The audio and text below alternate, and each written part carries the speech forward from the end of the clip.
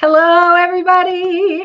It's me, Shannon LaBruyere. I am live and loving it tonight. Welcome to Sunday Night Live, where we explore the principles that empower us to thrive in change. Change that we wanted, that maybe surprised us. I know I was really surprised when I went to college, like a lot of stuff I didn't expect. Big changes, but I was able to thrive. Change that we love, change that we hate, change that we wanted, that we didn't. It doesn't matter what kind of change you, my friend, are able to thrive in the midst of it when you apply principles that are timeless. They are timeless. And tonight, one of our Thrive principles that applies to our topic is hashtag bring the honor. Bring the honor says that no matter what the situation, when I show up, if I am a person of honor, I make that situation more honorable. And it doesn't matter if we're in the midst of change we hate, because we are people of honor. When we show up, things get better. It's a beautiful thing, and you are able to do that. So tonight we're exploring hashtag bring the honor. Let's see who's here. Pop your comment in and say hi. I'm so glad to see you. I'd love to know who's watching, who's tuning in, especially if you have never done this before. If you've never been live with us on a Sunday Night Live, make sure you give StreamYard permission to use your Facebook profile, and then we'll know who you are. We'll be able to see your comments. It'll be amazing. All right, now the shout out to our show sponsor, Thumb Roast Coffee. I got my bag of espresso from Thumb Roast Coffee, and it is delicious. Highly recommend. 5 stars. It's so good. And you can enjoy the same delicious coffee I do, no matter where you live, because you can get it through the mail. And all you have to do is go to thumbroastcoffee.com. Use the coupon code THRIVE, THRIVE, when you check out, and you are going to get 15% off, which is amazing. Send a gift to somebody that you know loves coffee. Show some love by sending them the coffee you love. It's a beautiful thing. I encourage you to go to thumbroastcoffee.com, and thank you, Thumb Roast, for sponsoring Sunday Night Live, for believing that the principles that we talk about here are worth sharing. Thank you so much. All right, let's get started. Hello, Laura. I'm glad oh, the Grangers are all here. Great. Um, and Carol, I'm so glad you're here. And she's given another shout out to Thumb Roast because they are fantastic. It's awesome. We got some thumbs. Oh, good job. All right, you guys, we're getting ready to start. And this is what we're talking about. We're talking about The 7 Habits of Highly Effective People, written by Stephen Covey. It's a classic. It changed my life. It is the first book that really just changed how I looked at my ability to grow as a person. Until the 7 Habits of Highly Effective People, I really felt like there was, like it was just too hard to grow. I can't even describe. It was a ridiculous notion, but I felt overwhelmed that I could never be good enough. Like I would never stop. Now I look at that and I think, oh, I'll never be good enough, and it'll never stop. I get to grow and grow. But at the time I was overwhelmed. But these 7 habits resonated with me. They changed my life, and I'm really delighted to revisit them.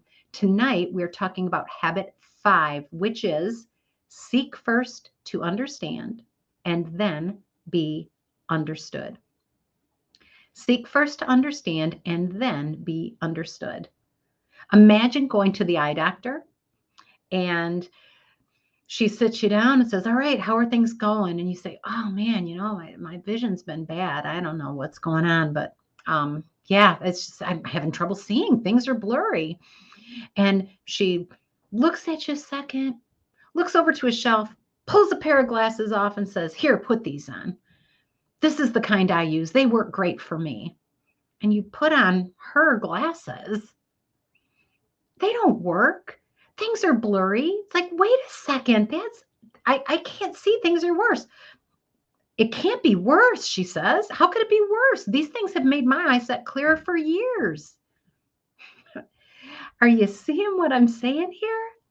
We do that.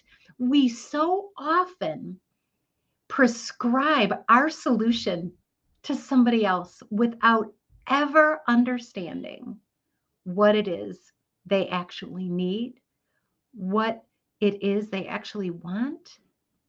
We've got all the answers. And I am here to confess I am the first person to have done this. No, that's not the way I wanted to say that. I'm guilty of that in the past. I had the answers for everybody. If it didn't matter what it was, you guys, it didn't matter if I had ever done it before. I would tell you exactly how it needed to be done because I've read a lot of women's magazines, don't you know? So I had lots of advice about child raising, even before I had children, about how to keep a nice house, about how to cook, even though I was a mediocre cook. I had all kinds of information for people, gave them all kinds of stuff to solve their problems. And yet, I never understood really, truly who they are or what they wanted. If we are going to make true connections with people, and it's so valuable this time of year, especially, and right now when we're recording this or when we're airing this, it's the holiday season here in the United States. We're ramping up to Christmas. Uh, it is so important for us to make an effort to understand other people before we try to fix them, solve their problems, get them to see our point, right? All right. I had a son, my middle son. He did not want to go to kindergarten. I'm telling you, you guys, it was a nightmare every morning trying to get him to get up out of bed to go to school every day. And I was at my wit's end. It was a miserable morning. I felt bad for him. I felt bad for me. A lot of yelling was happening, him and me, and it just was not going well. And it just so happened that I was learning this concept while I was going through that challenge at home. Seek first to understand and then be understood. And it occurred to me that I had not asked my 5-year-old what was going on. Why was he not wanting to get up to go to school? Never dawned on me to understand where he was coming from. You and I both know he needed to go to school, right? It had to happen. I wasn't going to let him off the hook. He was going. And I doubled down and got bossier and bossier because I knew I was right and never made the effort to find out where he was at. So I asked him, what's going on? Why is it so hard for you to get up in the mornings? What could we do differently? And you guys, it was a simple fix. He did not like being rushed in the morning. So when I was getting him up, I was solving the problem by letting him sleep in longer. I I was letting him sleep in longer, thinking that it was because he hadn't got enough sleep. What I really needed to do was get him up earlier so that he could luxuriate a little more in the morning. I handed him my glasses. What did I think he needed? This should fix your problem. And instead, I made the problem worse. Amazing things happened to our morning when I started getting him up a half hour earlier than I did before. And he could take his time to ease into the day and he could dawdle, if you will, over his cereal. It made a huge difference. And it showed me something so powerful. Seek first to understand, then be understood. I needed to understand where he was coming from. All right, so Philip says this, hey, had a hard time finding you. Where is the man? Come on, fireman. I'm not sure what you're talking about, Philip. You're going to have to help me. I am not sure what you're talking about. So let me know what you mean. Carol says this, listening and responding to what someone said and not telling our own story. Ooh, Carol, you're hitting something good here. Listening and responding to what someone said and not telling our own story takes so much patience and practice.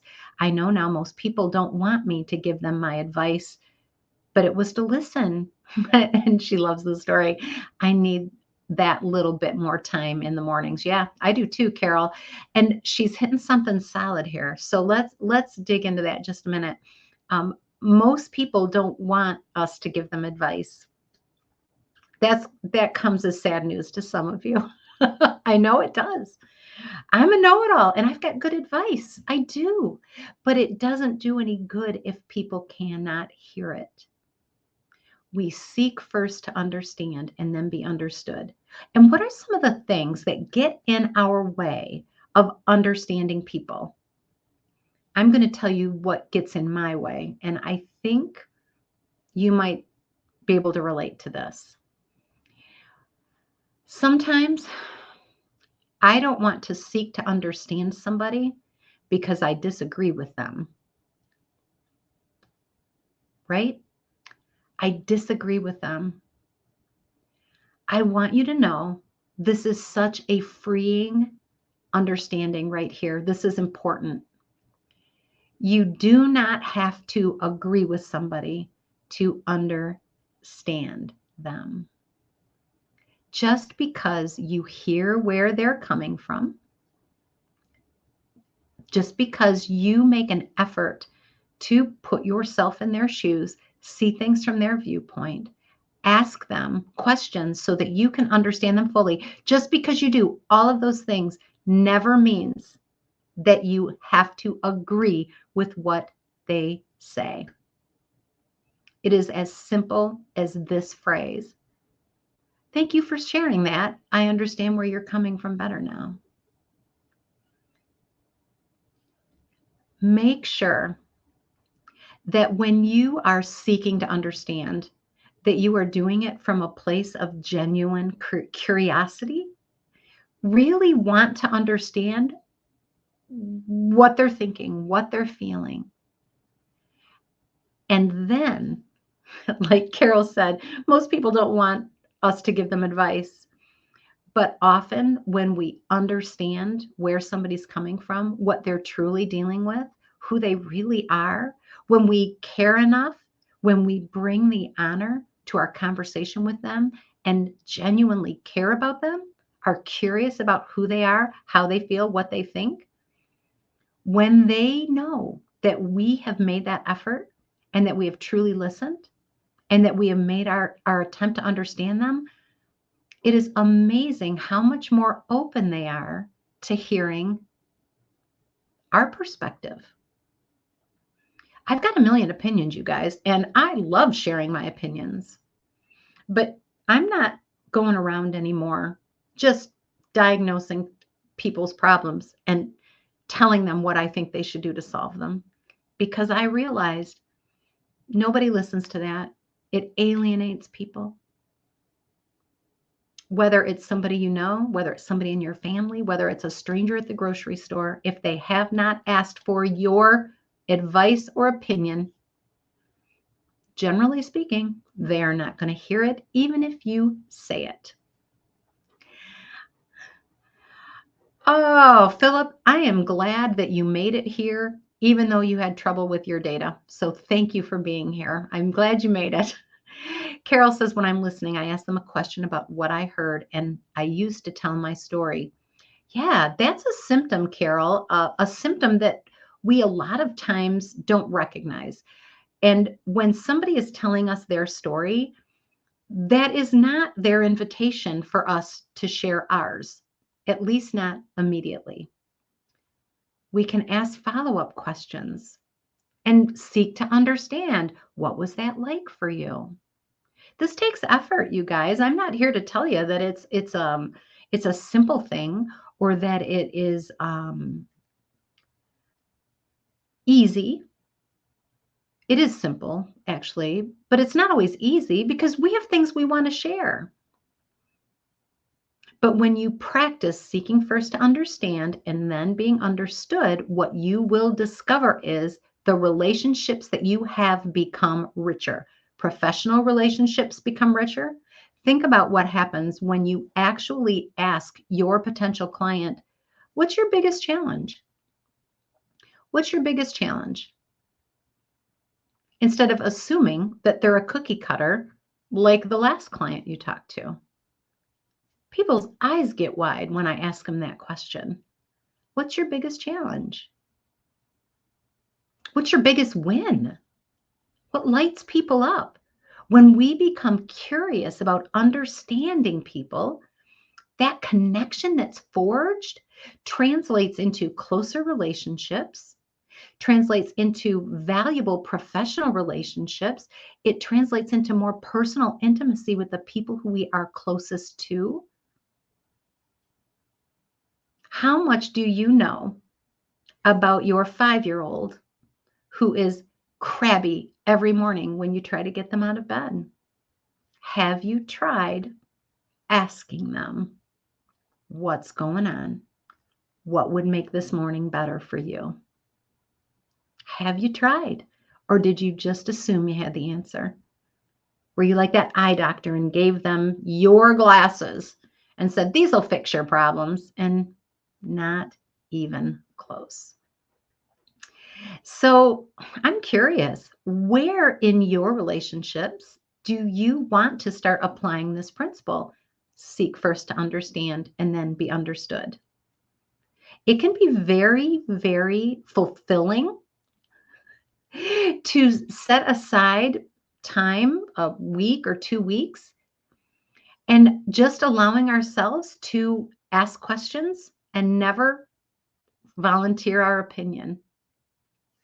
You will be amazed if you try that. What happens at your next family event when somebody starts spouting out an opinion that you disagree with, that bothers you? Instead of immediately launching into all the reasons why they're wrong, what happens when you say, oh, that's interesting. Tell me more. And allow your natural curiosity to create a connection with somebody who is clearly seeing things differently than you see them. Does it mean you have to adopt their stance? No. Does it mean you have to do what they do? No, it doesn't. But what it does do is allow you an opportunity to share your story. When they've been understood, they will want to understand you more as well. Practice it. Take a week and see what happens. You are going to be amazed. Everything changes about the connections we make with people when we seek first to understand and we then try to be understood. I can remember time after time giving great advice to people, great advice, and watching them not do it. Watching them not do it. And folks, just between you and me, I was right. I was right. That guy was all wrong for them. That was never going to work. He's a bum. But me telling somebody that boyfriend is a bum did not make any one of my girlfriends drop him. Never did. Never dropped a one. I'll tell you what does work. When I legitimately ask questions, what is it about him that you like so much? What is it that you want from a relationship that lasts? Or maybe you don't want a relationship that lasts. Tell me more about what you expect, about what you'd like, about where you'd like to be.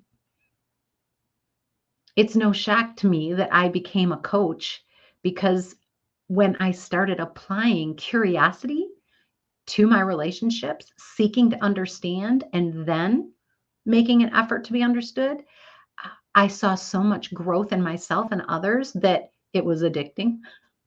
It's powerful. You don't have to be a coach to seek to understand where is somebody coming from. You don't have to be a super listener to ask a question out of genuine, caring curiosity and pay attention to what the person says. I will tell you this. When you do that, the people that you are talking to are going to remember you, because people do not remember what you tell them. They remember how you made them feel. And when people feel heard and understood, amazing things happen. Amazing things happen. So maybe you don't feel heard and understood. Maybe you don't. It's uncomfortable, isn't it? We want our story to be heard. We want people to understand us. It's important to us as individuals, each of us, to be seen and heard and understood. And sometimes we look for that in the wrong places. And the way we try to get that connection is by sharing our story with everybody that we see. Waiting for the space in the conversation, Carol, right? Waiting for that space so that we can jump in and tell our story because we want our story to be heard. And it requires patience and maturity to recognize that us pushing our story on other people isn't going to satisfy what we are craving.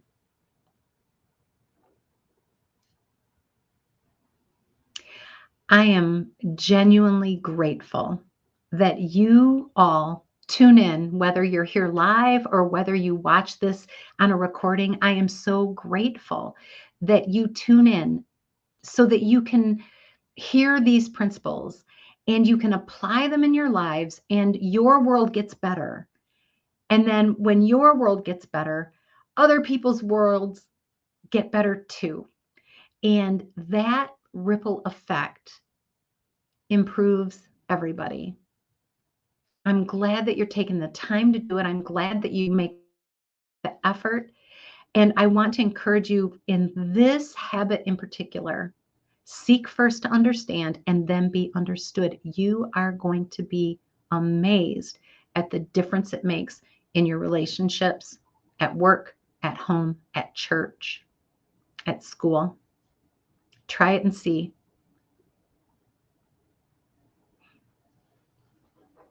Laura says this, the intentional listening does get easier with practice. Yes, just about every skill does. Listening with the intent to hear and not with the intent to respond is a powerful, powerful habit to build.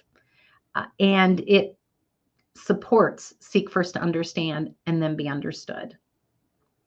And when we're listening closely, and I love the intentional listening, Laura, thank you for bringing that up. Intentional listening is not just about what people are saying with their words. It's about what's the look on their face? What's their posture? Are they smiling? Are they frowning? Are they pretending to smile, but their eyes don't show it? Hearing what's not being said? Not feeling rushed?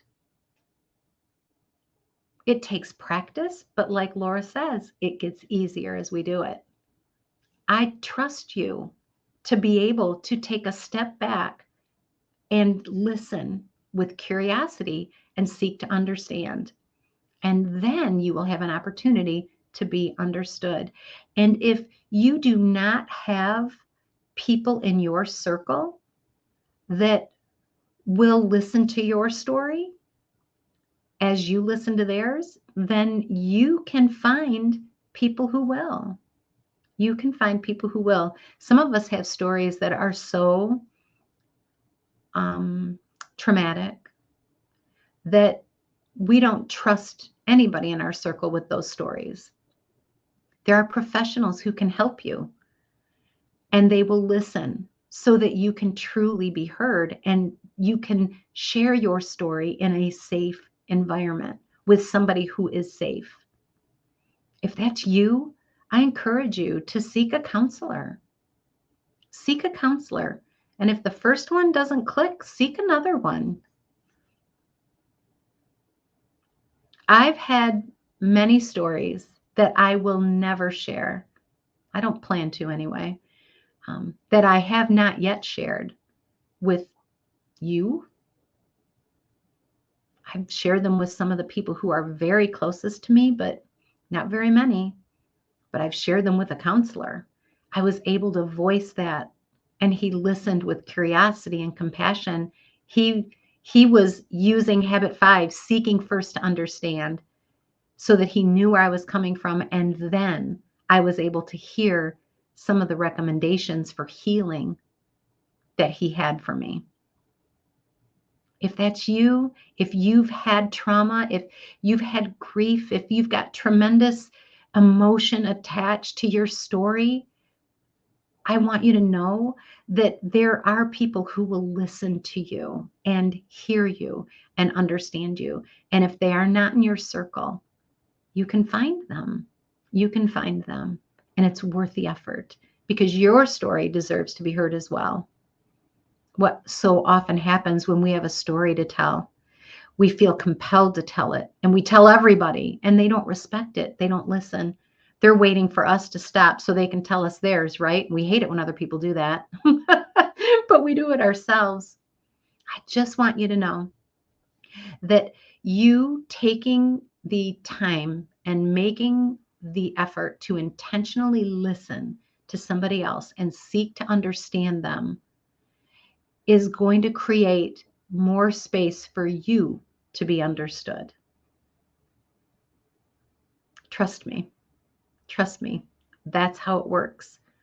When we seek first to understand, other people will then give us time, and they will seek to understand us. And if they don't, there are people who will, and you can find them. You deserve it. You deserve to be healed, right? I know I'm talking to somebody. So Corey says this: something I struggle with sometimes is asking questions without feeling like I am interrogating them. Well, well, Corey, sometimes it can sound like we're interrogating people.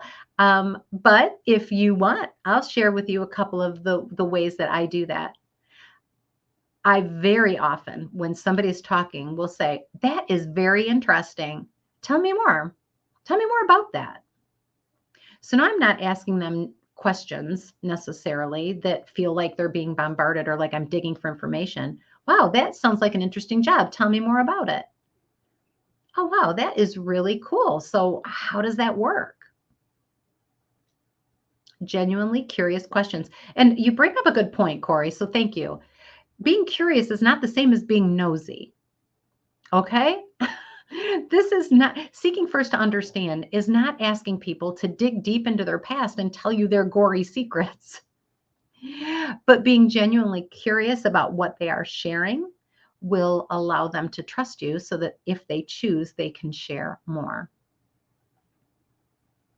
Asking people personal questions is not seeking to understand, it's being nosy.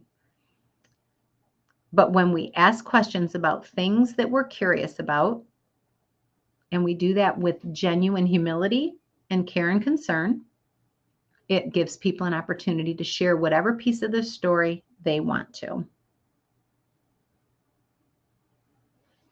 And sometimes we are very curious. I was on an airplane one time with an executive who worked, he was very high up in an automotive supplier company, and I found that to be very intriguing. I asked him a million questions about his job, and he never got tired of it.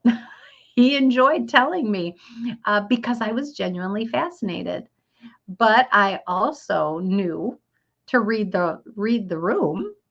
So look for those signals. If you're asking too many questions, then stop. Thank you for sharing that. Thank you for sharing that. That's very interesting. Have a great day. Move on. Right?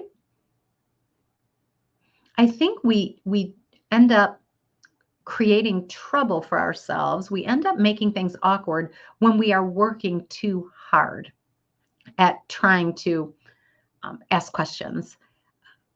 Relaxing, listening, and allowing whatever comes next to surface in us instead of preparing our response while we're listening is a really generous thing to do for people. It can feel weird. There might be a minute, not a minute, it's usually not a minute, but a few moments of silence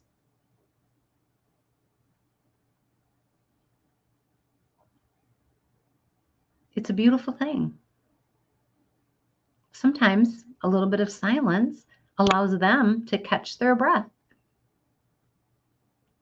Something amazing happens when there's a moment of silence and you don't fill it. And they realize, I don't have to rush. I don't have to keep talking and fill in every gap so that they don't take over the conversation. So I already know that you're thinking of people. You guys are thinking of people who will never stop talking. We know these people. We know these people. The ones who you say hello and then off they start and then they never stop. I can't fix that, but what I can tell you is this. You can respectfully say, oh, this has been amazing, but I'm going to take a break here and I'm going to move over. I have to do XYZ. Or you can disentangle yourself. If you're in a group, you can actually say, hey, everybody, I'm giving everybody a 3-minute limit. This is what I do in some of my group coaching or my training. You all right? We got 3 minutes or 2 minutes. So once your time's up, use a timer. There's a lot of techniques. That's something fun we should do one of these times on Sunday Night Live. We talk about that a lot in Livestream Leadership, these techniques of how to stop the people who don't stop talking. But there are going to be those people, but you can seek to understand even that and not try to get them to see your view because they're not gonna. Ooh, Philip is working on that. Good job, Philip. Good job. Yeah, we've all got areas where we look at it and go, okay, I can tweak that a little, especially coming up on the holidays. I want to be more intentional about listening to people and understanding and not being so vocal about how I see things or what I think that ought to be happening or how I would fix it. It worked on a 5-year-old. It can work on an adult. People are people at their core. People want to be understood. It is their heartfelt need. When you are the person who seeks first to understand before you expect to be understood, you establish a relationship that is built on trust and respect, respectful curiosity. It's a beautiful thing. All right. You guys are great. Thank you so much for popping in. Thanks for watching. I am loving that you guys are like leaning into these habits because these habits were life-changing for me. They've changed the lives of literally millions of people. I'm excited to finish up. We've got 2 more habits that we're going to go through, and then we'll be moving on to some other fascinating topic that'll help us to connect better with people, deal with change in a positive way. All right, with that, I love you. Have a great night, and I will see you soon. Bye.